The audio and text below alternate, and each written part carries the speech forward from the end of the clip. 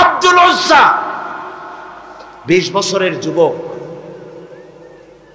20 বছরের যুবক ইসলাম কবুল করার জন্য পাগল, কিন্তু চাচা ইসলাম কবুল করে না বলে করতে পারছেন। চাচার অধীনে আছে, এতিম মানুষ, বাড়ি নাই, ঘর নেই। চাচ্ছিল চাচা যদি ইসলাম কবুল করে আমিও করব। যখন নাকি রাসূলুল্লাহ হিজরত করলেন, আব্দুল উজ্জা বলতেছে, ও চাচা, মুহাম্মদুর রাসূলুল্লাহ সাল্লাল্লাহু আলাইহি ওয়াসাল্লাম আখিরি জামানার পয়গম্বর, এটা আপনি মানেন কিনা? চাচা বলছে, আমার তো তাই মনে হয়। তাহলে ইসলাম কবুল করবেন নাকি? তিনি বললেন, না, ইসলাম আমি কবুল করব না। আব্দুল উজ্জা বলছে, আমি দীর্ঘদিন অপেক্ষা করতেছিলাম আপনি ইসলাম কবুল করবেন বলে। আপনি যখন করবেন না, আপনি সাক্ষী থাকেন, আমি আমার কথা ঘোষণা করে দিলাম, আমি মুসলমান হয়ে গেলাম। লা ইলাহা ইল্লাল্লাহু মুহাম্মাদুর রাসূলুল্লাহ। চাচা বলছে, এই কালেমা পড়ার অর্থ কি তুমি জানো? বলে, না, জানি না। এর অর্থ হচ্ছে, তোমাকে আমি যা দিয়েছি, বাড়ি ঘর, টাকা পয়সা, উট ঘোড়া, সব আমাকে ফিরায় দাও। তিনি বললেন, সব তুমি নিয়ে নাও। চাচা বলছে, এটাই শেষ নয়, তোমার গায়ে যে জামা আছে, পরনে লুঙ্গি আছে, এটা আমার, এটাও দিতে হবে। গায়ের জামা, পরনের কাপড়টাও খুলে দিয়ে দিলেন। কত চড়া দামে ইসলাম গ্রহণ করেছে, কত চড়া দাম। উলঙ্গ অবস্থায় মায়ের কাছে গিয়ে হাজির। 20 বছরের যুবককে উলঙ্গ দেখে মা 2 হাত দিয়ে চোখ ছেপে ধরেছে। বাবা, তোমার এই অবস্থা কেন? তিনি ঘটনা শোনালেন। মা বললেন, আমার কাছে কি চাও? ছেলে বলছে, মা, একটা কাপড় চোপড় কিচ্ছু একটা দাও, আমি মদিনাতুর রাসূল, মদিনায় চলে যেতে চাই, রাসূলুল্লাহর কাছে আমি যেতে চাই, আমি পাগল হয়ে গেছি, আমার একটু কাপড় দাও। আল্লাহ রাব্বুল আলামিন বলেছেন, قُلْ لَوْ كَانَ الْبَحْرُ مِدَادًا لِكَلِمَاتِ رَبِّي لَنَفِدَ الْبَحْرُ قَبْلَ أَنْ تَنْفَدَ كَلِمَاتُ رَبِّي وَلَوْ جِئْنَا بِمِثْلِهِ مَدَدًا। নবী, আপনি বলুন, আমার রবের কালেমার ব্যাখ্যা লেখার জন্য যদি তামাম পৃথিবীর সমস্ত সমুদ্র মহাসমুদ্রের পানিগুলি যদি কালি বানায়া যদি লেখা শুরু হয়ে যায়, লিখতে লিখতে তামাম পৃথিবীর পানিগুলি শেষ হয়ে যাবে, আমার রবের কালেমার ব্যাখ্যা লেখা শেষ হয়ে যাবে না। এ হচ্ছে আমার মনিবের সেই কালাম, এ হচ্ছে আমার আল্লাহ পাকের সেই কালাম, বলে শেষ করা যাবে না। তবুও মানুষকে বুঝাবার জন্য আল্লাহ পাক যুগে যুগে তার গোলামদেরকে দিয়ে কোরআনের কথা চালু রেখেছেন, চলবে, চলতে থাকবে। আজকে এই যে মহাসমুদ্র, এই যে জনতার ঢল, মানুষের বিশাল জনসমুদ্র, এই জনসমুদ্রের কারণ কি? এর কারণ, এ কথা বুঝবার মনে করার কোনো কারণ নাই যে এটার সাইদির কারণে হয়েছে। আল্লাহর কসম, এই মানুষের ঢল নেমেছে শুধুমাত্র আল্লাহ রাব্বুল আলামিনের কোরআনের জন্য। কোরআন আল্লাহ রাব্বুল আলামিন বিশ্ববাসীর জন্য শ্রেষ্ঠ নিয়ামত হিসেবে অবতীর্ণ করেছেন। এর চাইতে শ্রেষ্ঠ নিয়ামত পৃথিবীতে মানুষের জন্য আর হতে পারে। ভাইরা আমার, সূরা আসর থেকে আমরা তেলাওয়াত করে আলোচনা শুরু করতে চাই। পড়েন, আউযু বিল্লাহি মিনাশ শাইতানির রাজীম, বিসমিল্লাহির রাহমানির রাহিম, ওয়াল আসরি ইন্নাল ইনসানা লাফি খুসর إلا الذين آمنوا وعملوا الصالحات وتواصوا بالحق وتواصوا بالصبر صدق الله العظيم। আল্লাহ পাক কসম করে বলছেন, পৃথিবীর সমস্ত মানব মণ্ডলী, বিশ্বের সমগ্র মানব গোষ্ঠীর জীবন ব্যর্থ, ক্ষতিগ্রস্ত, বিফল। 4টা কাজ করলে হবে সফল। কয়টা কাজ? 4টি কাজ করতে পারলে সফল হবে। একটি হলো ঈমান, একটি কি? আরেকটি হচ্ছে আমলে সালেহ, নেক কাজ। ঈমান, নেক কাজ। আর একটা হচ্ছে ওয়াতাওয়াসাউ বিল হক ওয়াতাওয়াসাউ বিস সাবর, হকের দাওয়াত দেওয়া, হক বোঝা, হকের দাওয়াত দেওয়া, সবর এখতিয়ার করা, অন্যকেও সবরের জন্য পরামর্শ দেওয়া। এই মোট 4টি কাজ। এই 4টি কাজের 2টি কথা আমি আলোচনা করে ছেড়েছি। আজকে বলবো হকের ব্যাপারটি। হক মানব গোষ্ঠীকে মহা ক্ষতি থেকে বাঁচাবার জন্য আল্লাহ পাক তৃতীয় যে পয়েন্টটির কথা বলেছেন সেটা হচ্ছে হক। সেটা কি? হক শব্দটি হচ্ছে বাতিলের বিপরীত, মিথ্যার বিপরীত, অসত্যের বিপরীত। শব্দটি কি? হক। এর অর্থ হচ্ছে সঠিক, নির্ভুল, সত্য, ন্যায়, ইনসাফ ইত্যাদি এই কথার মধ্যে এসে যায়। এর মধ্যে আল্লাহর হক এবং বান্দার হক এসে যায়। হকের দাওয়াত অর্থ হচ্ছে ইমানদারদের সমাজ এরকম হবে না যে বাতিল মাথা উঁচু করে দাঁড়াবে আর হকপন্থীরা মাথা নিচু করে তারপরে চলবে, নাহকের বিরুদ্ধে কথা বলবে না, চুপ করে থাকবে। এটা ইমানদার যে সমাজে বাস করে সেই সমাজের চিত্র এরকম হতে পারে। চিত্র হবে যে সমাজে হক বাস করবে, ইমানদারেরা বাস করবে, সেই সমাজের ভেতরে বাতিলের বিরুদ্ধে ইমানদারেরা সোচ্চার হবে, তাদের কণ্ঠের আওয়াজ বুলন্দ হবে। কোন অসত্যকে, কোন মিথ্যাকে, কোন নাহককে সে বরদাস্ত করবে না। এটাই হলো ঈমানের দাবি। এটা কিসের দাবি? দেখুন, হক থেকে যদি চুপ থাকা হয় তাহলে মারাত্মক অবস্থা হবে। হযরত দাউদ আলাইহিস সালামের জামানায় শনিবারের দিন মাছ খাওয়া নিষিদ্ধ ছিল। আছে না কোরআন শরীফে? মাছ খাওয়া নিষিদ্ধ ছিল। আল্লাহ পাকের এই নিষেধকে অমান্য করে মাছ খাইল যারা, ইহুদিদের মধ্য থেকে আল্লাহ পাক 70,000 বনি ইসরাইলকে, ইহুদিদেরকে কি বানাইছিলেন? কি বানাইছিলেন? বানর বানাই দিলেন। এখন ইহুদিগুলো যে বান্দর হয়ে গেল, এটা কোরআন শরীফে আছে কিনা? আছে কিনা? দারুন সাহেব মনে করলেন যে তো একটা মহা মুসিবতের কথা। ইহুদিরা এরা যে বান্দরের জাত, এদের মধ্য থেকে এতগুলো লোক বান্দর হইছে, আমাদের এই কলঙ্ক আমরা মেটাই কি করে? সুতরাং শিয়াল ভাবলো আমার একার লেজ যখন কেটেছে, সকলের লেজ আমি কেটে ছাড়ব। তখন ইহুদিদের সন্তান ডারউইন সে বলল, পৃথিবীর মানুষগুলি আসলে মানুষ না। আচ্ছা, মানুষটা তো কি? এগুলা ছিল শিম্পাজি, ওরাং ওটাং, বান্দর ছিল। দেখো না, বান্দরের সাথে মানুষের কিছু মিল আছে। মানুষগুলিকে তারা বান্দর বলল, ডারউইন সাহেব। এখন আমি বুঝি না যে কোন জিনিসের সাথে কোন জিনিসের সিমিলারিটি থাকলে এটা ওটার পূর্বপুরুষটা কি করে বলা যায়? পাবদা মাছ দেখতে তো বোয়াল মাছের মতো, নাকি বলেন? পাবদা চেনেন না বোঝায় শ্রীরঙের মানুষেরা? পাবদা দেখতে বোয়ালের মতো। কিন্তু কেউ কি কোনোদিন বলেছে যে এই পাবদারাই পুটি টুটি খাইয়া একদিন বোয়ালে পরিণত হয়ে গেছে? এটা কখনই বলা হয়নি।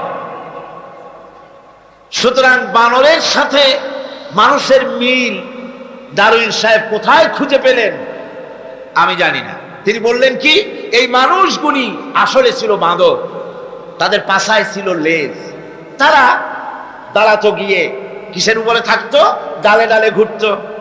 তারপরে পাছায় লেজের উপরে ঘা লাগলো। এরপরে একদিন লেজ তার খসে পড়ে গেল। সেদিন থেকে এই লেজবিহীন মানুষে পরিণত হলো। আসলে মানুষ ছিল সব বান্দর। নাউজুবিল্লাহি মিন যালিক। কয় বোতল খাইয়া এরকমের মত উনি প্রকাশ করেছিলেন, আল্লাহই ভালো জানে। কোরআন শরীফে এই ঘটনাটা আল্লাহ পাক উল্লেখ করেছেন। আল্লাহ রাব্বুল আলামিন বলেন, وَلَقَدْ عَلِمْتُمُ الَّذِينَ اعْتَدَوْا مِنْكُمْ فِي السَّبْتِ فَقُلْنَا لَهُمْ كُونُوا قِرَدَةً خَاسِئِينَ। ইহুদিদেরকে লক্ষ্য করে আল্লাহ পাক বলছেন, নিজেদের জাতির সেই সব লোকদের ঘটনা নিশ্চয়ই তোমাদের মনে আছে, যারা নাকি শনিবার দিনের বিধানকে অমান্য করেছিল, মাছ খেয়েছিল। এই মৎস্য নিষিদ্ধ মৎস্য ভক্ষণ করার কারণে কতগুলো বান্দর হইল? 70,000। এই 70,000 লোকই কিন্তু মাছ খায় নাই।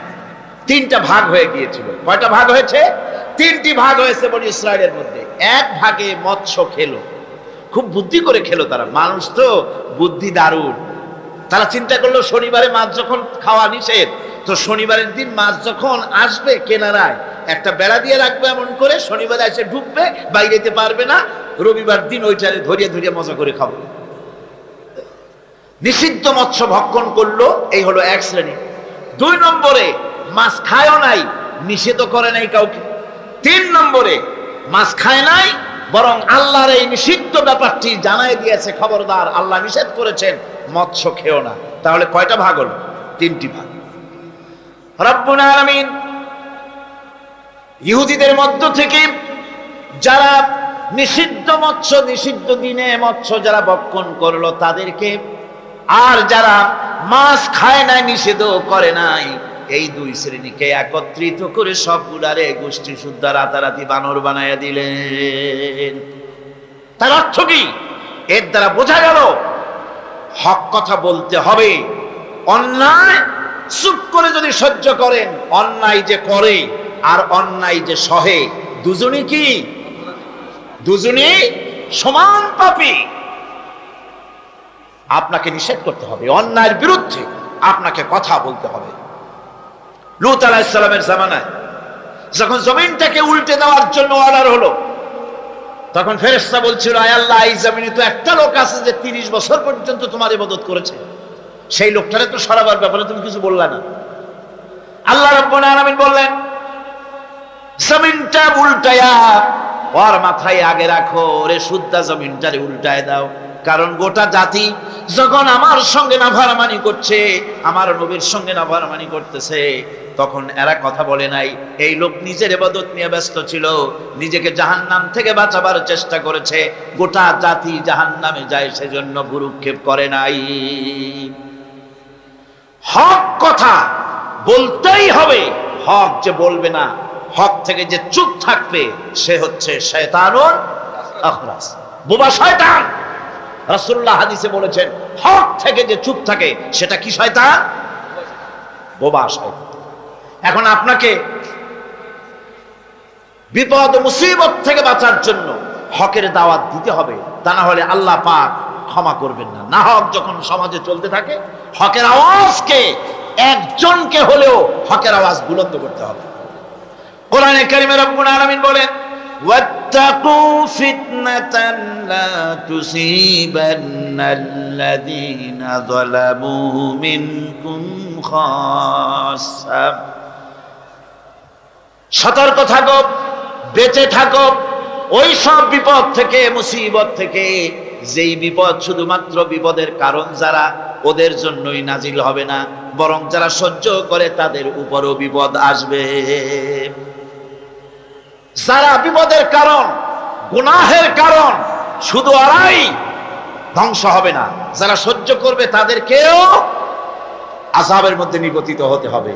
একটা দৃষ্টান্ত দিলে বুঝবেন। আপনার বাড়ির সামনে ড্রেনের ভিতরে বিড়াল মরে পড়েছে, কুকুর মরে পড়েছে, আপনি নাকে রুমাল দিয়ে যান, বাড়িওয়ালা ভালাইতেছে না, আপনিও ভালাবার চেষ্টা করতেছেন না। এখন এইটা পচে গলে দুর্গন্ধ হয়ে পরিবেশ নষ্ট করে দেবে। তখন এই মরা কুকুরটার দুর্গন্ধে শুধু বাড়িওয়ালাই অসুস্থ হবে না আশেপাশের লোকেরা অসুস্থ হবে? বলেন আপনারা, সবাই অসুস্থ হয়ে পড়বে। আল্লাহ পাক এর জন্য বলেছেন, ওয়ালতাকুম মিনকুম উম্মাতুন ইয়াদউনা ইলাল খায়র ইয়া'মুরুনা বিল মারুফি ওয়া ইয়ানহাউনা আনিল মুনকার ওয়া উলাইকা হুমুল মুফলিহুন। তোমাদের মধ্যে এমন কিছু লোক থাকা দরকার যারা মানুষকে কল্যাণের দিকে ডাকবে এবং অকল্যাণ থেকে মানুষকে ফিরাবে, কল্যাণের দিকে ডাকবে, হকের দিকে ডাকবে, নেক কাজের দিকে ডাকবে, মানুষকে ভালো কাজের দিকে ডাকবে। এরকম কিছু লোক তোমাদের মধ্যে হয়ে যাওয়া উচিত, তৈরি হওয়া উচিত, যারা হকের দাওয়াত নিয়ে তারা সমাজে বেরোবে। কারণ মুসলমানেরা হলো, আমাদের সম্পর্কে আল্লাহ পাক বলেছেন, কুনতুম খায়রা উম্মাতিন উখরিজাত লিন-নাসি তা'মুরুনা বিল মা'রুফি ওয়া তানহাউনা আনিল মুনকার। তোমরা হচ্ছে শ্রেষ্ঠ জাতি। আমরা কি জাতি? আমরা যে শ্রেষ্ঠ জাতি সে কথা বলার মতো হিম্মত এখন আমাদের আর নাই, যার জন্য আপনারা আওয়াজ দিলেন যা শোনাই গেল। মুসলমানেরা কি জাতি? খায়রে উমাম, ইমামে আকওয়াম। পৃথিবীর ভিতরে সমস্ত জাতি সমূহের ভেতরে শ্রেষ্ঠ জাতি কারা? আরো জোরে বলুন। এ কথা কে বলেছেন? আল্লাহ পাক বলেছেন, তোমরা শ্রেষ্ঠ জাতি। তোমাদের দায়িত্ব হচ্ছে তা'মুরুনা বিল মা'রুফ ওয়া তানহাউনা আনিল মুনকার। তোমাদের দায়িত্ব হচ্ছে ভালো কাজের আদেশ করবে, অন্যায় কাজ থেকে মানুষদেরকে ফিরাবে। এটা হচ্ছে তোমাদের দায়িত্ব। এই দায়িত্ব যদি আমরা পালন করতাম তাহলে আমাদের সমাজের ভেতরে এই অন্যায় অসত্য টিকে থাকতে পারত না।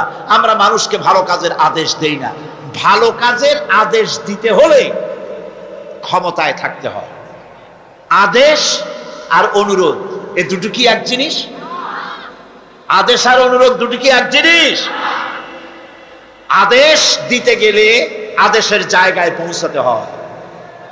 আদেশের জায়গায় না গিয়ে কাউকে হুকুম দেওয়া যায় না, অনুরোধ জানাতে হয়। গভর্নমেন্টের কাছে বিনীতভাবে অনুরোধ জানাই, সিনেমার অশ্লীলতার জ্বালায় টিকতে পারি না, রমজান মুবারক এসেছে, এই অশ্লীল সিনেমার ছবি নামায় ফেলা হোক, বিনীতভাবে অনুরোধ জানাই। এটা হলো অনুরোধ। আর আল্লাহ বলছেন ইসলামের ব্যাপারটা অনুরোধের ব্যাপার নয়, এটা হচ্ছে আদেশের ব্যাপার। ক্ষমতায় এমন লোক পাঠাতে হবে যে রমজান মাস এলে বলে অর্ডার দেবে, সিনেমার সমস্ত ছবি আর গান বন্ধ করে দাও। হোটেলের কোনো দরজা খোলা থাকতে পারবে না, কোন খাবারের দোকান মুসলমানদের খোলা থাকতে পারবে না। এটা হচ্ছে অর্ডারের কাজ। তা'মুরুনা বিল মা'রুফ, আমর, হুকুম, অর্ডার। অনুরোধ করে হয় না, এটা আদেশ দেওয়ার মাকামে যেতে হয়। সেই আদেশের মাকামে আমরা কি যেতে পেরেছি? পারিনি। আমাদের অবস্থা হচ্ছে, মোল্লার দৌড় মসজিদ পর্যন্ত এই কথাটা যে কে শুনাইছে আল্লাহই জানে। মোল্লা কো जो मिला है मस्जिद में सजदे की इजाजत, मोल्ला को जो मिला है मस्जिद में सजदे की इजाजत, नालायक समझते हैं यही इस्लाम की आजाद। মৌলভী সাহেব মসজিদের ইমামতি পাইছেন আর মনে করেছেন যে আমি ইসলামের স্বাধীনতা পেয়ে গিয়েছি। ডিসি সাহেব যদি দাওয়াত দেয়, মন্ত্রী সাহেব যদি দাওয়াত দেয়, আনন্দে অস্থির হয়ে যায়। আরে বাপ রে, ডিসি দাওয়াত দিছে, কি সোজা কথা, মরি কি বাঁচি, উঠি কি পড়ি। ওই জায়গা পার্লামেন্ট, সেক্রেটারিয়েট, বঙ্গভবন যেদিন কোরআনের দখলে আসবে সেই দিন অর্ডার দিয়ে অন্যায়কে বন্ধ করা সম্ভব হবে। আল্লাহ রাব্বুল আলামিন বলেন, ওয়ামান আহসানু কাওলাম মিম্মান দাআ ইলাল্লাহি ওয়া আমিলা সালিহান ওয়া ক্বালা ইন্নানি মিনাল মুসলিমিন। ওয়ামান আহসানু কাওলাম মিম্মান দাআ ইলাল্লাহ, ওর থেকে ভালো কথা আর কার হতে পারে? যে ব্যক্তি মানুষকে আল্লাহর দিকে ডাকে। সুবহানাল্লাহ বলেন, সুবহানাল্লাহ বলেন। আল্লাহর দিকে যে ডাকে সেই ওয়ামান দা ইলাইহি, হাদিস শরীফের ভিতরে আছে মান ক্বালা বিহি সাদাকা। কোরআন থেকে যে কথা বলে সে কি কথা বলে? সত্য কথা বলে। কোরআন থেকে যে কথা বলে সত্য কথা বলে। মান ক্বালা বিহি সাদাকা ওয়া মান আমিলা বিহি উজরা। আরে কোরআন থেকে যারা আমল করে আল্লাহ তাদেরকে পুরস্কৃত করে। ওয়ামান হাকামা বিহি আদালা, কোরআন থেকে যে বিচার করে সেই জাস্টিস ইনসাফ কায়েম করে। ওয়ামান দা ইলাইহি হুদিয়া ইলা সিরাতিল মুস্তাকিম, আর যারা কোরআনের দিকে দাওয়াত দেয় তাদের দাওয়াতই সহজ সরল দাওয়াত। আওলাদের রাসূল আপনাদের সামনে কোরআনের দাওয়াত দিলেন, কোরআনের পক্ষে কাজ করুন, সবাই হাত উঁচু করে আপনারা সমর্থন দিয়েছেন। আমরাও অপেক্ষা করব এই সমর্থন আপনারা কতদিন বজায় রাখতে পারে। আল্লাহ যেন তৌফিক দেন। জোরে বলেন আমিন। আরো জোরে বলেন আমিন। ওয়া মান আহসানু কাওলাম মিম্মান দা ইলাল্লাহ, ওর চাইতে ভালো কথা কার? যে মানুষকে আল্লাহর দিকে ডাকে। আমরা কার দিকে ডাকি? বিশ্বাস করুন, আমরা তো সমাজতন্ত্রের দিকে মানুষ ডাকি না। বলেন, আমরা কি সমাজতন্ত্রের দিকে মানুষ ডাকি? পুঁজিবাদের দিকে ডাকি, জাতীয়তাবাদের দিকে ডাকি, ধর্মনিরপেক্ষ মতবাদের দিকে ডাকি। আমরা কার দিকে ডাকি? ধর্মনিরপেক্ষ মতবাদ আল্লাহর তৈরি না মানুষের তৈরি? পুঁজিবাদ আল্লাহর না মানুষের? সমাজতন্ত্র আল্লাহর না মানুষের? জাতীয়তাবাদ আল্লাহর না মানুষের? আরে কোরআন কার? ইসলাম কার? সে আল্লাহ রাব্বুল আলামিনের দিকে আমরা ডাকি।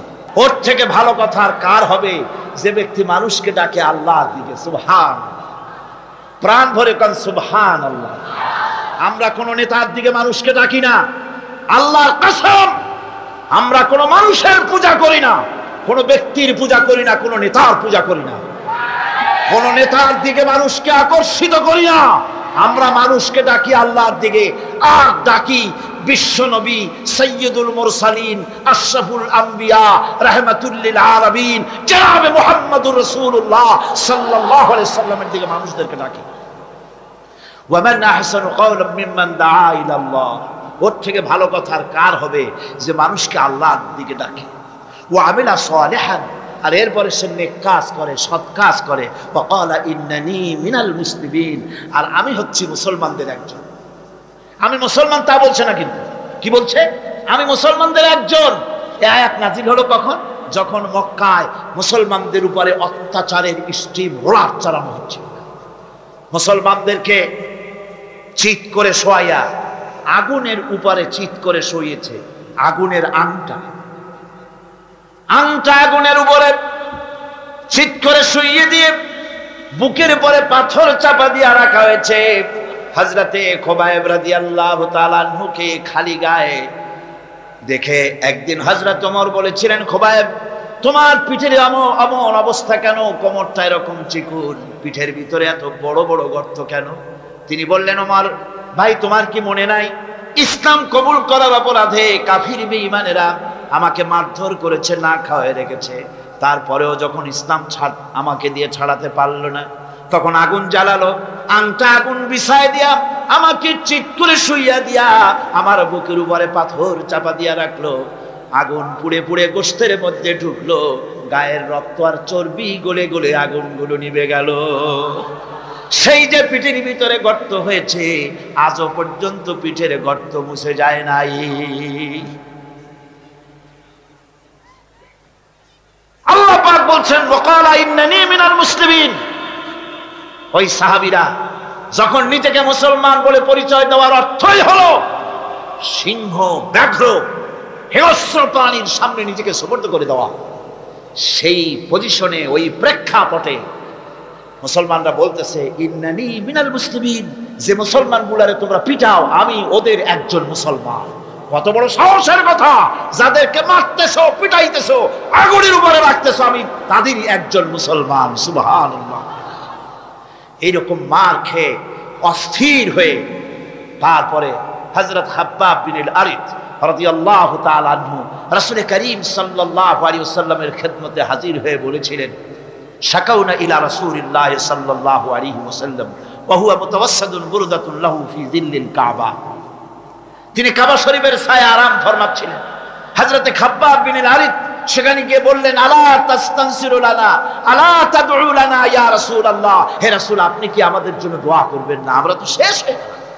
হুজুর বললেন, হুজুর উঠে বসলেন আর বললেন, দেখো, তোমরা এখনই ব্যস্ত হয়ে গেল।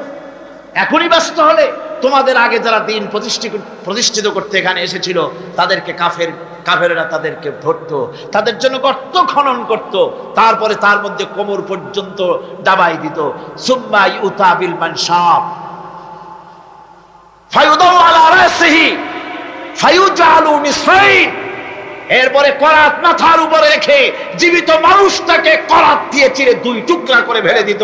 মা ইয়াসুদ্দুহু যালিকা আন দীনে, এত বড় অত্যাচার করেও মুসলমানদেরকে আল্লাহর দ্বীনের রাস্তা থেকে এক চুলও সরাই দিতে পারে না।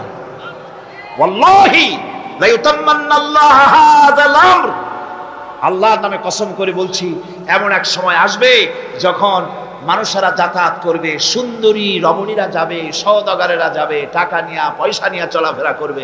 লা ইয়াখাফু ইল্লাল্লাহ, আল্লাহ ছাড়া মনের মধ্যে কারো ভয় থাকবে না। সুবহান সুবহান, আল্লাহ ছাড়া কারো ভয় অন্তঃকরণে থাকবে না। এরকম সময় আসবে। ওয়ালাকিন্নাকুম তাস্তাজিলুন, আসলে তোমরা বড্ড তাড়াহুড়ো করছো, এত তাড়াহুড়ো করো না, অপেক্ষা করো, আমি নবী কসম করছি এমন সময় আসবে। রাসূলুল্লাহ ওয়াদা করেছিলেন, সেরকম সমাজ আসছিল না আসে না? আসছিল কিনা জোরে গণ? আসছিল। আল্লাহ পাক বলছেন হকের দাওয়াত দিতে হবে, আর এই দাওয়াত দিতে গিয়ে কিছু পরোয়া করা যাবে না। এই দাওয়াত দিতে গেলে বিপদ আসবে, মুসিবত আসবে, কষ্ট হবে, রক্ত দিতে হবে, জীবন দিতে হবে, তার উপরে ইসলামের রাষ্ট্রের প্রাসাদ নির্মাণ হবে। বিশাল একটা বিল্ডিং, 100 তলা বিল্ডিং তৈরি করতে গিয়ে শত সহস্র ইটকে টুকরা টুকরা হয়ে মাটির তলায় মাদফুন হতে হয়েছে। তার উপরে বিল্ডিং এর ফাউন্ডেশন হয়ে গেল, তার উপরে বিরাট বিল্ডিং দাঁড়ায় গেল। ইসলামের বিল্ডিং যদি বানাতে চাই, ইসলামের রাষ্ট্রের ইমারত যদি করতে চাই, আপনার মতো আমার মতো হাজারো লাখো মানুষকে শহীদ হয়ে মাটির তলায় চলে যেতে হবে। এরকম শাহাদাতের উপরে ভিত্তি করে ইসলামের ইমারত গড়বে, নইলে হবে না। শাহাদাতের তামান্না দিলের মধ্যে থাকতে হবে। আছে আপনাদের শাহাদাতের তামান্না? আছে।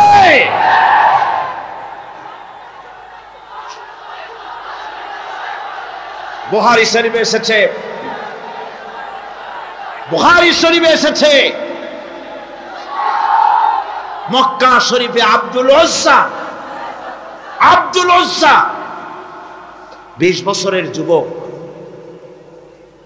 20 বছরের যুবক ইসলাম কবুল করার জন্য পাগল, কিন্তু চাচা ইসলাম কবুল করে না বলে করতে পারছেন। চাচার অধীনে আছে, এতিম মানুষ, বাড়ি নাই, ঘর নেই। চাচ্ছিল চাচা যদি ইসলাম কবুল করে আমিও করব। যখন নাকি রাসূলুল্লাহ হিজরত করলেন, আব্দুল উজ্জা বলতেছে, ও চাচা, মুহাম্মদুর রাসূলুল্লাহ সাল্লাল্লাহু আলাইহি ওয়াসাল্লাম আখিরি জামানার পয়গম্বর, এটা আপনি মানেন কিনা? চাচা বলছে, আমার তো তাই মনে হয়। তাহলে ইসলাম কবুল করবেন নাকি? তিনি বললেন, না, ইসলাম আমি কবুল করব না। আব্দুল উজ্জা বলছে, আমি দীর্ঘদিন অপেক্ষা করতেছিলাম আপনি ইসলাম কবুল করবেন বলে। আপনি যখন করবেন না, আপনি সাক্ষী থাকেন, আমি আমার কথা ঘোষণা করে দিলাম, আমি মুসলমান হয়ে গেলাম। লা ইলাহা ইল্লাল্লাহু মুহাম্মাদুর রাসূলুল্লাহ।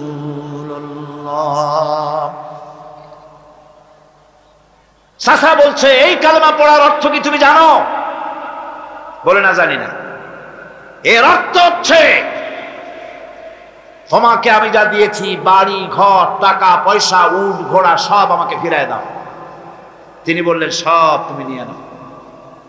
চাচা বলছে, এটাই শেষ নয়, তোমার গায়ে যে জামা আছে, পরনে লুঙ্গি আছে, এটা আমার, এটাও দিতে হবে। গায়ের জামা, পরনের কাপড়টাও খুলে দিয়ে দিলেন। কত চড়া দামে ইসলাম গ্রহণ করেছে, কত চড়া দাম। উলঙ্গ অবস্থায় মায়ের কাছে গিয়ে হাজির। 20 বছরের যুবককে উলঙ্গ দেখে মা 2 হাত দিয়ে চোখ ছেপে ধরেছে। বাবা, তোমার এই অবস্থা কেন? তিনি ঘটনা শোনালেন। মা বললেন, আমার কাছে কি চাও?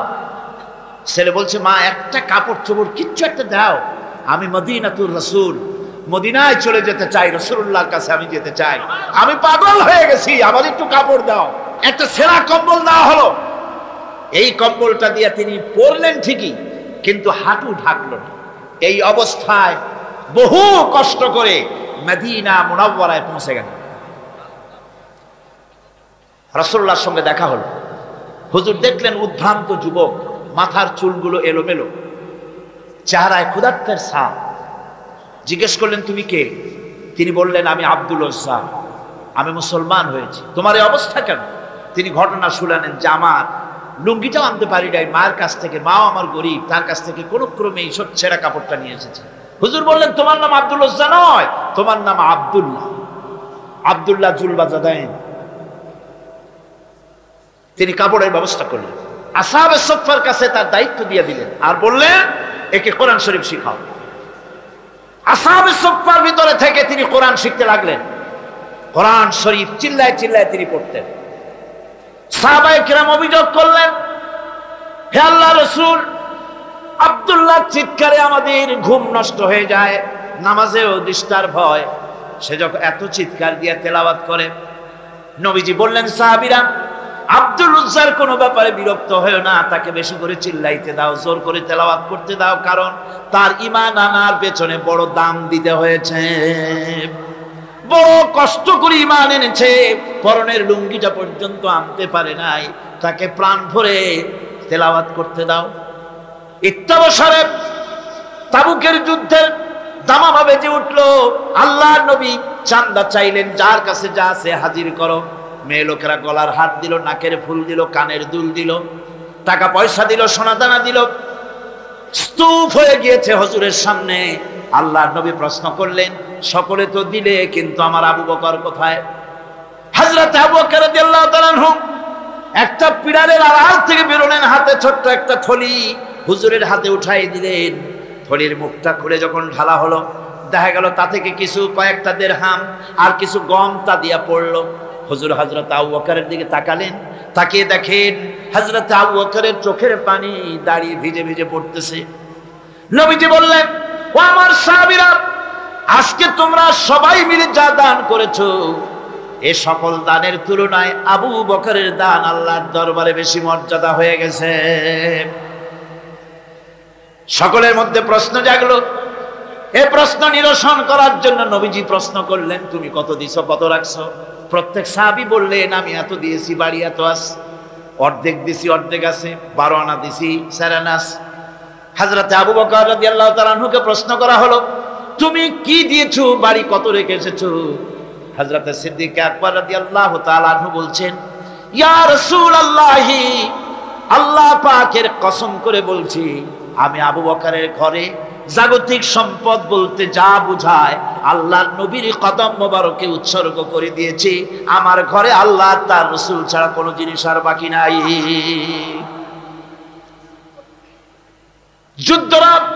যুদ্ধের জন্য রওনা হয়ে গেলেন 30,000 সৈন্য নিয়ে। আল্লাহর নবী তাবুকের যুদ্ধের দিকে রওনা হলেন। রোমকদের সঙ্গে যুদ্ধ হবে। হযরতে আব্দুল্লাহ পিছন থেকে হুজুরের কাছে এসে দাঁড়ালেন, বললেন, ইয়া রাসূলুল্লাহ, এই জিহাদের জন্য সকলে চান্দা দিল, টাকা দিল, সোনা দিল, পয়সা দিল, আমি কিছুই তো দিতে পারলাম না।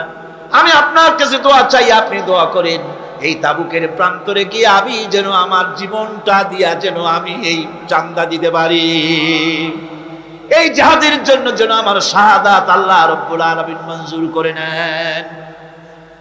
নবীজি দাঁড়ালেন, একজনকে অর্ডার দিলেন, গাছের একটা বাকল নিয়ে আসো। গাছের একটা বাকল আনা হলো। নবীজি নিজ হাতে আব্দুল্লাহর হাতে বাকলটা বেঁধে দিয়া বললেন, আল্লাহ, আব্দুল্লাহর রক্ত আমি কাফেরদের জন্য হারাম করে দিলাম।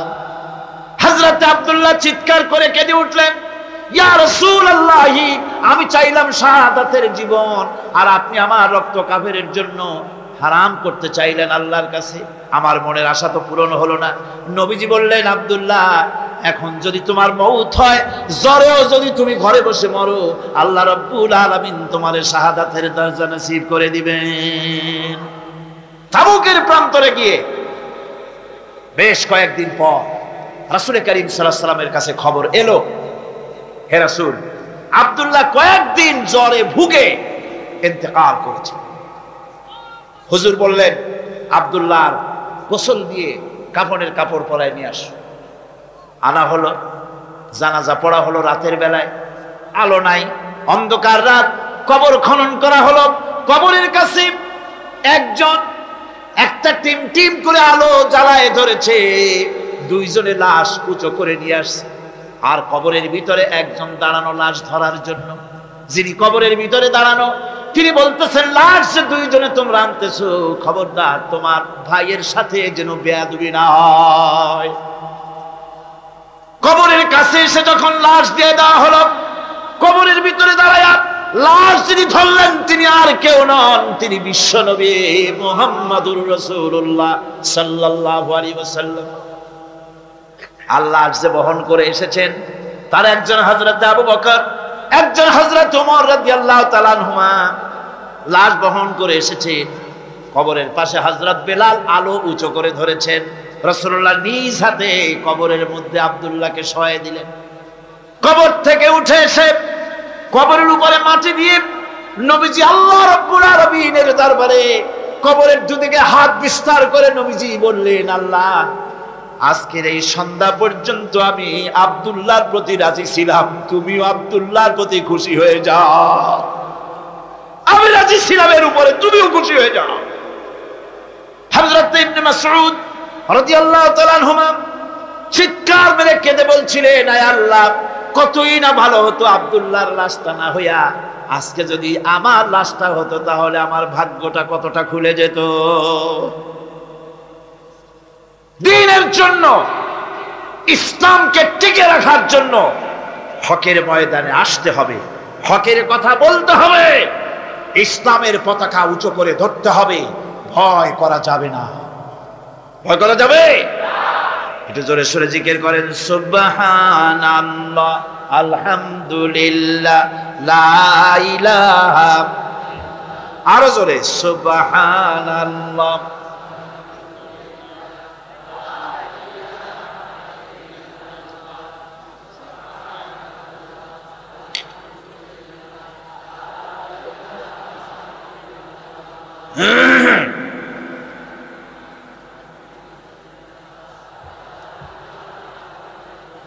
লা ইলাহা ইল্লাল্লাহু মুহাম্মাদুর রাসূলুল্লাহ।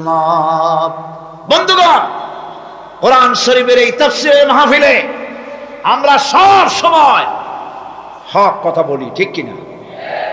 20 বছরের ইতিহাস তার সাক্ষী।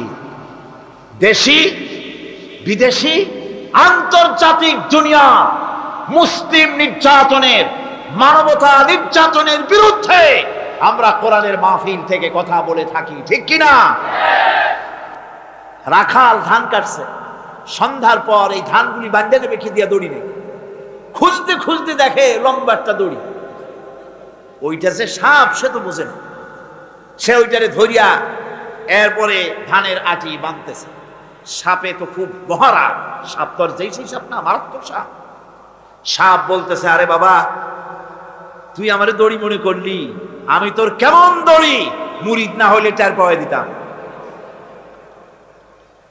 বান্দার কারণে সাপের ঘাড়ে মুচকে গেছে, ঘাড়ে খুব ব্যথা লাগছে। বাড়ি নিয়ে যখন দড়িটারে ফালাই দিছে, মাথা কোন রকম কাজ করিয়া বহু কষ্ট করে পীর সাহেবের বাড়ি গিয়ে হাজির। বলছে, হুজুর, কি যে জিকির শিখাইলেন, আমার তো ঘাড় মুচকে গেছে। আশ্চর্য কথা, জিকির আজকারে মানুষের মানে কারো ঘাড় তো মস্কাবার কথা না, তোমার ঘাড় মস্কাইল কেন? পুরা ঘটনা সে শোনাইল। আচ্ছা, তা তুমি কিছু করলা না? কয়, হুজুর, আপনি তো নিষেধ করেছেন দংশন করতে। পীর সাহেব বলছেন, বেটা বেকুব, আমি তোমারে দংশন করতে নিষেধ করেছি, ফস করতে তো নিষেধ করি নাই। যখন তোমারে দড়ি মনে করিয়া হাত গায়ে হাত দিছিল, শুধু ফস করে উঠতে 3 লাখ দিয়া বর্ডার পার হয়ে দিল্লি চলে যেত। তুমি ফস করে উঠলা না কেন? সুতরাং ধৈর্যের অর্থ এটা নয় যে আপনারে পাড়াইতে থাকবে, থাপড়াইতে থাকবে, আর আপনি কবেন যে আল্লাহ আমি ধৈর্য ধরতেছি, ইন্নাল্লাহ মা'আস সাবিরিন। এটার নাম ধৈর্য না। ধৈর্য হচ্ছে ওভারকাম করতে হবে, পরিস্থিতির মোকাবেলা করতে হবে অত্যন্ত সহিষ্ণুতার সাথে, বুদ্ধিমত্তার সাথে, দৃঢ়তার সাথে, অবিচলতার সাথে। এটার নাম হচ্ছে সবর। সমস্ত নবীদের উপরে বিপদ এসেছে, সব নবীদের উপরে বিপদ এসেছে, কিন্তু কোন নবী কোন পয়গম্বর এই বিপদে অধৈর্য হন না, ঠিক কিনা?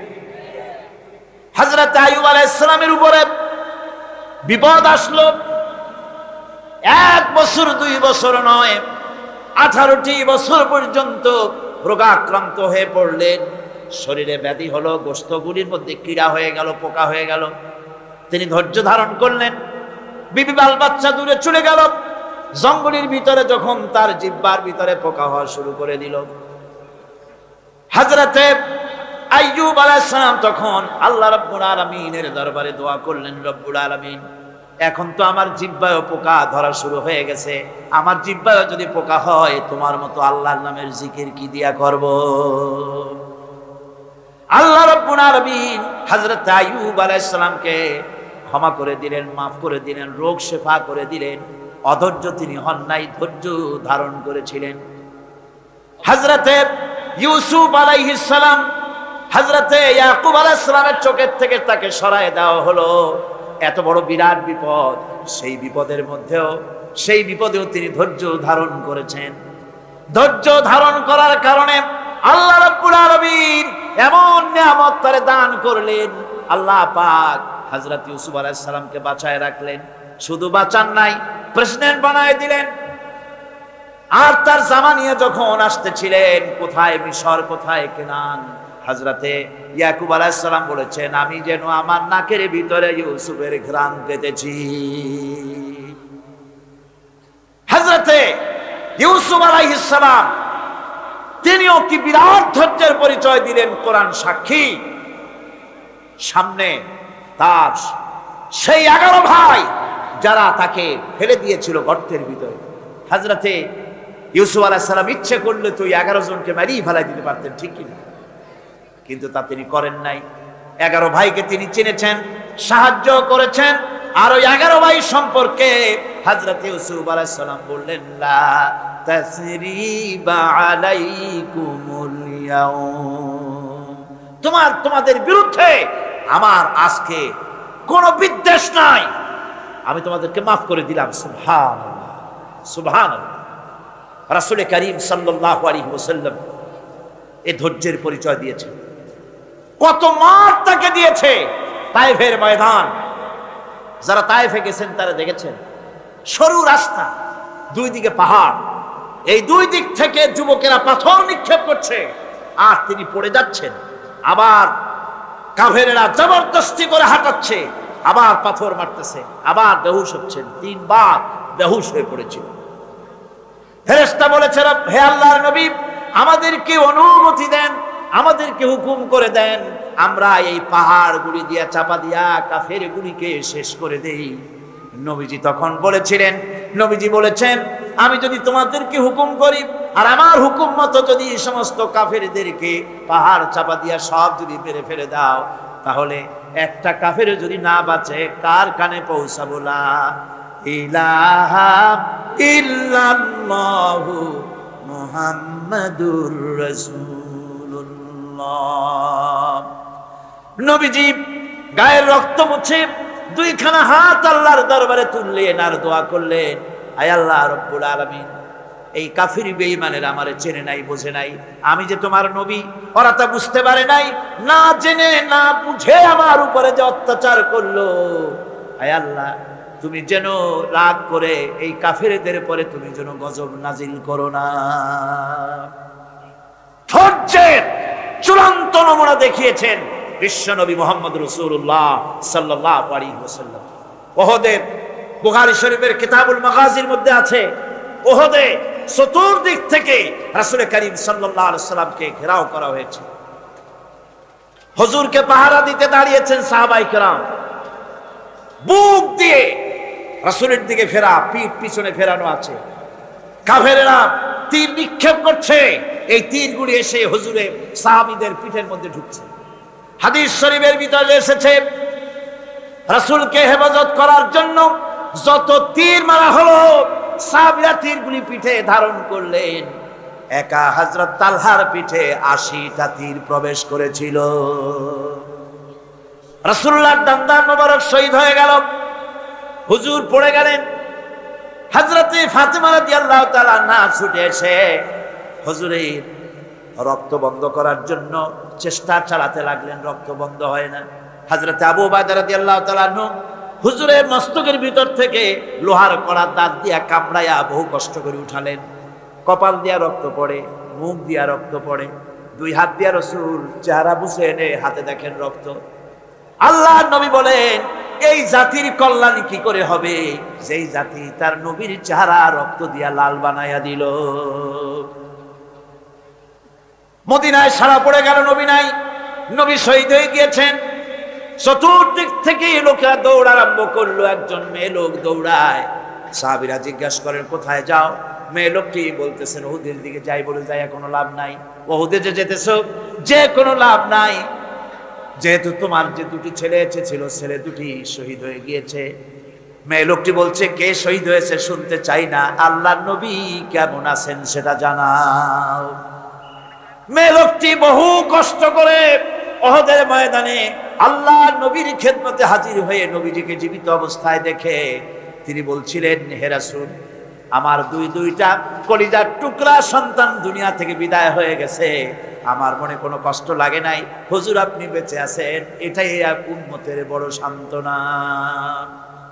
ভাইরা আমার, এই হাজারো বিপদ হাজারো মুসিবতের ভিতরে ধৈর্য ধারণ করেছেন আল্লাহর নবীরা, ধৈর্য ধারণ করেছেন। ধৈর্য হচ্ছে সবচাইতে বড় কোয়ালিটি। ওয়াতাওয়াসাউ বিল হাক্কি ওয়াতাওয়াসাউ বিস-সাবর। সবর ইখতিয়ার করলে পরে দুনিয়া আল্লাহ শান্তি দিবেন, আখিরাতেও শান্তি দিবেন। আজ আমার দেশে যত সবচাইতে বেশি যে জিনিসের অভাব তার নাম হলো সবর। কিসের অভাব? সবরের অভাব। গাড়িতে উঠতে দেখেন বেসবরি কারে বলে, দোকানে যান বেসবরির আলামত দেখতে পাবেন, যেখানে যান মানুষ দারুণ বেসবর হয়ে যায়। অথচ সবর এখতিয়ার করা হলো মুমিনের সবচাইতে একটা বড় কোয়ালিটি, ধৈর্য ধারণ করা। এই ধৈর্যের কোয়ালিটি আজ মুসলমান হারিয়ে ফেলেছে। আমরা যদি ধৈর্য অবলম্বন করতে পারি, বিপদ ও মুসিবতে আমরা যদি আমাদের কদমকে মজবুত করে রাখতে পারি, তাহলে আমাদের সমাজে ইসলামের বিপ্লব হবে। এই বিপ্লব কেউ ঠেকাতে পারবে না ইনশাআল্লাহ। বিপদে দৃঢ় হতে হবে, মজবুত হতে হবে, সবর এখতিয়ার করতে হবে, তাহলেই আমাদের কাঙ্ক্ষিত আল্লাহর দ্বীন জমিনে প্রতিষ্ঠিত হবে। মোহাব্বতের সাথে একটু জিকির করেন, সুবহানাল্লাহ, আলহামদুলিল্লাহ, লা ইলাহা ইল্লাল্লাহ, সুবহানাল্লাহ, আলহামদুলিল্লাহ, লা ইলাহা ইল্লাল্লাহ, সুবহানাল্লাহ, আলহামদুলিল্লাহ, লা ইলাহা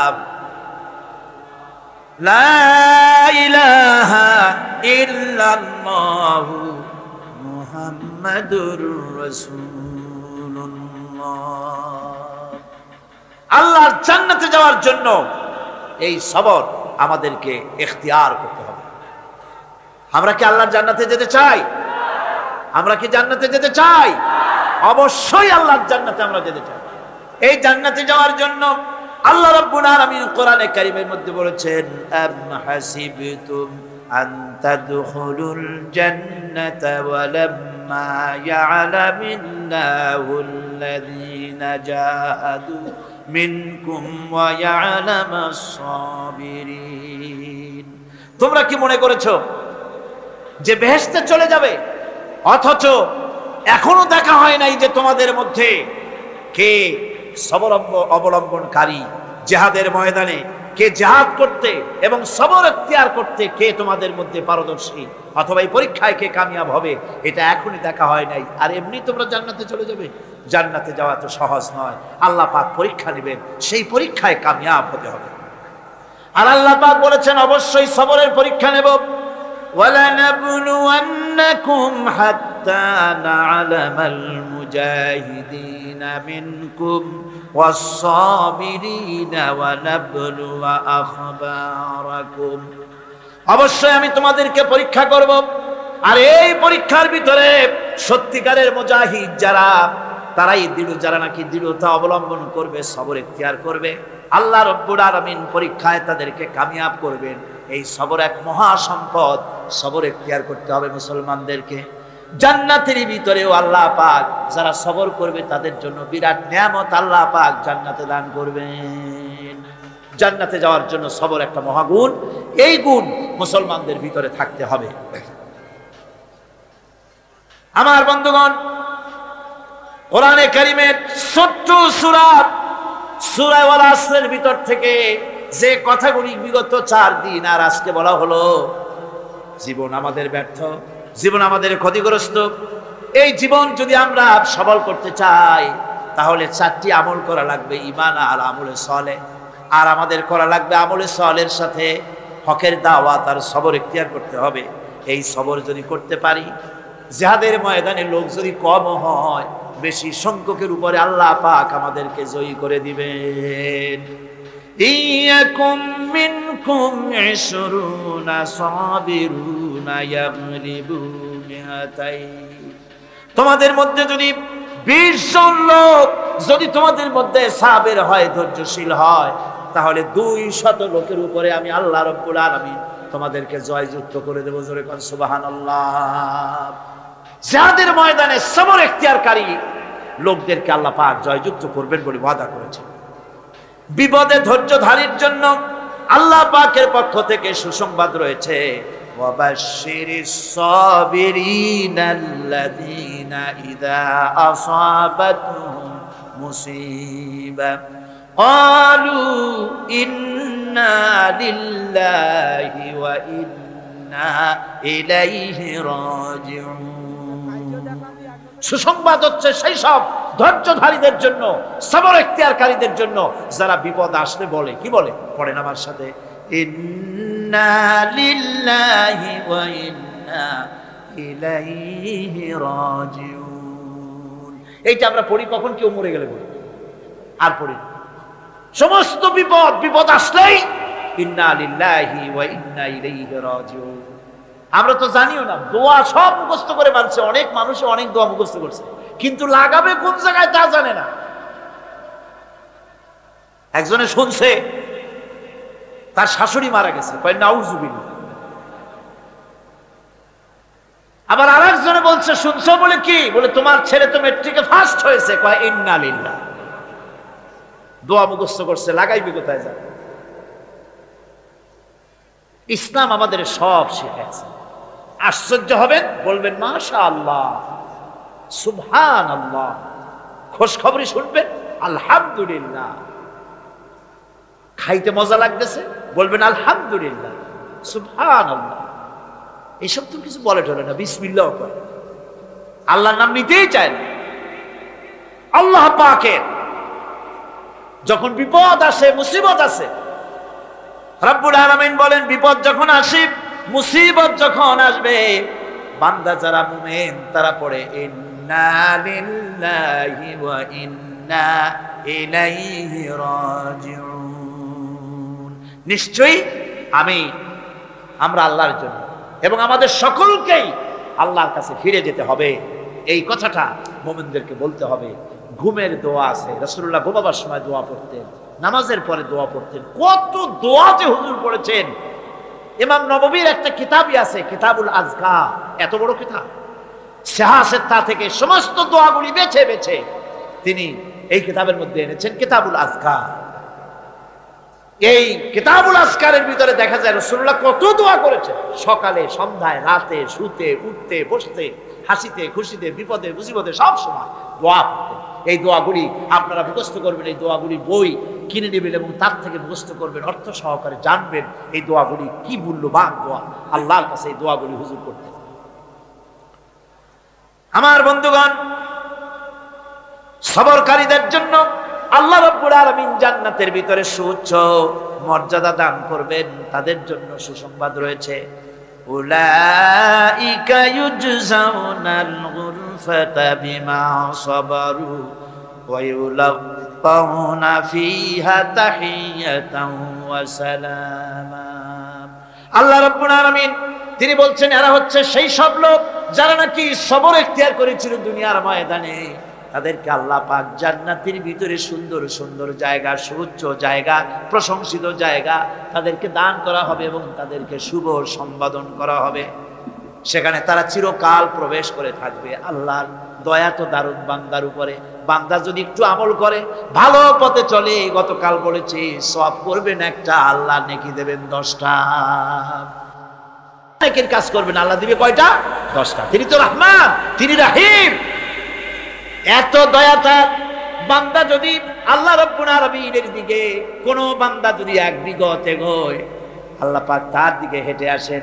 বান্দা যদি হেঁটে যায়, আল্লাহর রহমত বান্দার দিকে দৌড়াইয়া যায়। আল্লাহ পাক বলছেন, আমার গজবের চাইতে আমার রহমত বেশি। সুবহানাল্লাহ। আমার গজবের চাইতে আমার রহমত অনেক বেশি। খাজা বাবার দরবারে গিয়া, পীরের দরবারে গিয়ে, অর্থাৎ না হক পীর, হকপন্থী পীর তো বাংলাদেশে বহুত আছে, দুনিয়ায় আছে। জোরে কোন আলহামদুলিল্লাহ।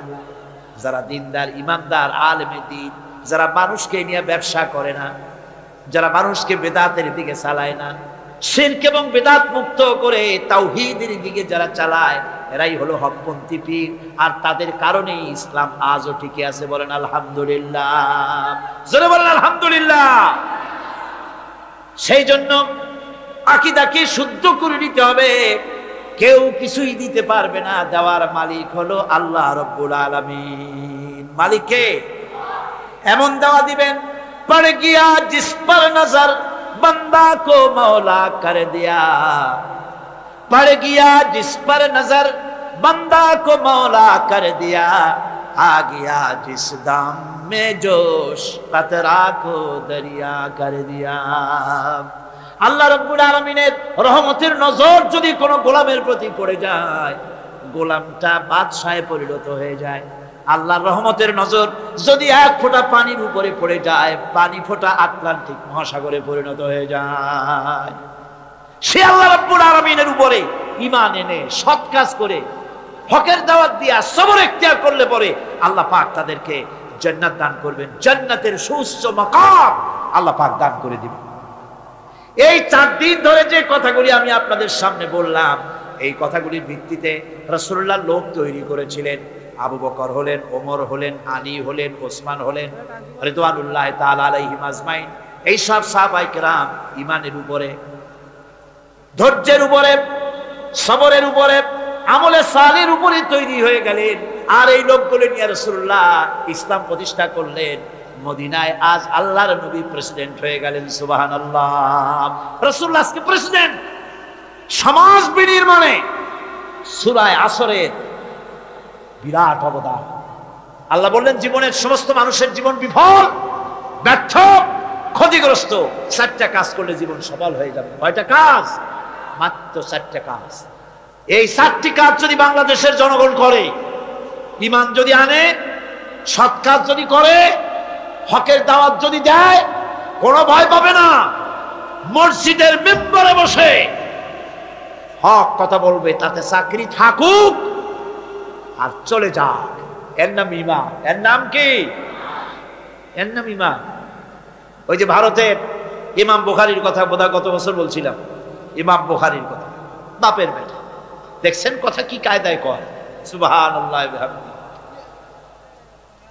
যিনি কোরআন শরীফের বিরুদ্ধে যখন কলকাতা হাইকোর্টে কেস করা হলো, কোরআন শরীফকে ব্যান করে দেওয়া হলো, নাউযুবিল্লাহি মিন যালিক।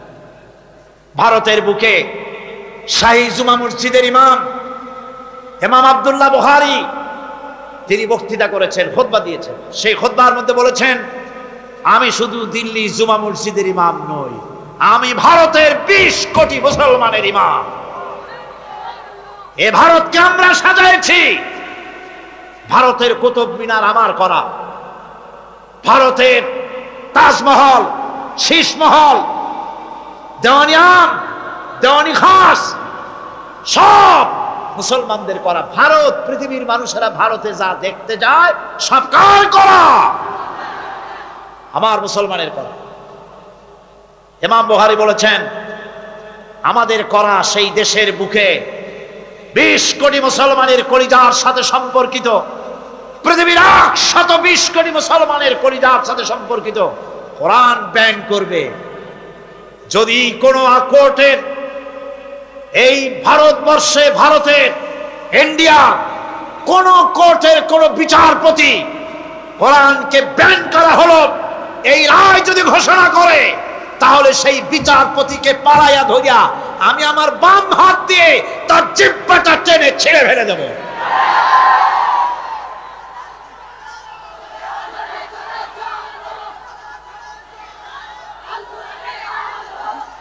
সুতরাং আজ ওলামাদের সবচাইতে বড় দায়িত্ব, সবচাইতে বড় দায়িত্ব কার? ওলামা, খোতাবা, তারা হচ্ছেন ওমানাউদ্দিন, দ্বীনের আমানত আলেমদের কাছে। কার কাছে? ওলামাদের কাছে দ্বীনের দায়িত্ব। মাহফিলের ভেতরে, মসজিদের মেম্বরে দাঁড়িয়ে হক কথা বলতে হবে, নাহকের বিরুদ্ধে কথা বলতে হবে। চাকরি থাক আর চাক, কোনো পরোয়া করি না, রুজির মালিক আল্লাহ। রুজি আল্লাহ রাব্বুল আলামিন বলেছেন, ওয়া মা মিন দাব্বাতিন ফিল আরদি ইল্লা আলাল্লাহি রিজকুহা। এই পৃথিবীর বুকে এমন কোন বিচরণশীল জীব নাই যে জীবের রিজকের দায়িত্ব আমি আল্লাহ আমার নিজ হাতে গ্রহণ করি নাই। বেটা রিজিকের মালিক আমি, তুমি সুসু করো কেন? তোমারও তো ভয় কেন? হক কথা বলতে হবে। হক কথা যদি সাহাবায়ে কিরাম না বলতেন, তাহলে মক্কা ইসলাম শেষ হয়ে যেত, মদিনা পর্যন্ত আসতে পারতো না। ঠিক কি না? আমাদের শানদার মাঝি ওলামায়ে কিরামদের রয়েছে শানদার মাঝি, অর্থাৎ উজ্জ্বল অতীত, উজ্জ্বল অতীত। স্বাধীনতা সংগ্রামে ওলামাদের অবদান অস্বীকার্য। মাওলানা মোহাম্মদ আলী, মাওলানা শওকত আলী, মাওলানা জাফর থানেশ্বরী, মাওলানা শিব্বির আহমদ ওসমানী, মাওলানা সৈয়দ আবুল আলা মওদুদি, আল্লাহর যথেষ্ট বড় বড় আলেম ব্রিটিশের গোলামি থেকে দেশকে মুক্ত করার সংগ্রামে অবতীর্ণ হয়েছিলেন। মাওলানা জাফর থানেশ্বরীকে ব্রিটিশ গভর্নমেন্ট গ্রেফতার করেছে, তাকে জেলে রেখেছে। বিচার হলো, বিচারে তাকে আন্দামান দ্বীপে দ্বীপান্তরিত করা হবে।